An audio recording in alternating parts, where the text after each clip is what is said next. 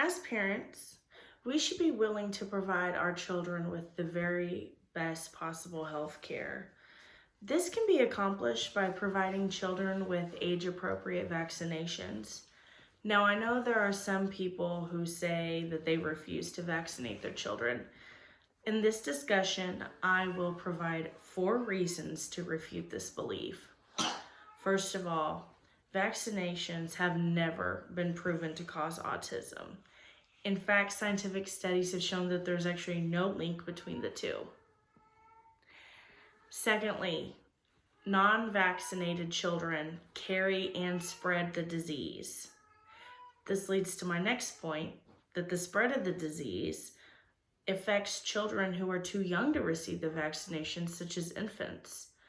And finally, lack of vaccinations causes unnecessary adolescent deaths. There has never been any proof that vaccinations cause autism. This misconception comes from the basis that autism is typically diagnosed during the same few years where children receive the majority of their vaccinations. In 1998, a since discredited doctor published a paper where he claimed to find a link between vaccinations and autism. And even though his work was proven fraudulent, a movement called anti-vaxxers decided to stop vaccinating their kids. As a result, there were 159 cases of the measles in 2013, 668 cases in 2014, and 188 new cases in 2015.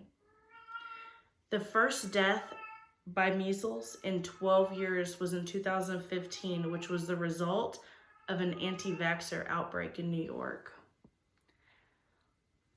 While there's no evidence that receiving vaccinations causes autism, there are a few minor side effects to receiving it, such as pain at the injection site, fever, fatigue, and sleep disturbance. Few people have more serious side effects such as memory loss, muscle paralysis, and even seizures. Children who are unvaccinated are able to carry and spread the disease even after they're adults. Some people believe that diseases have disappeared, therefore they don't vaccinate. Back in 1974, approximately 80% of Japanese children were receiving the whooping cough vaccine. That year, there were only 393 cases of the whooping cough and no whooping cough related deaths. In following years, immunization rates decreased, and only about 10% of children received vaccinations. In 1979, more than 13,000 people got the whooping cough, and 41 died. When the vaccination rates increased again, the infected numbers decreased. This is an example of cause and effect in the death rates due to not being vaccinated. Given that most vaccine preventable diseases are spread from person to person, if one person gets an infectious disease, it can be spread to someone who is not immune or has not been vaccinated. A person who has not been vaccinated then spreads to others, and the more people who are vaccinated, the less the disease can spread. Leaving your children unvaccinated is inconsiderate to infants who are too young to receive preventative measures. Measles is a highly contagious and serious disease.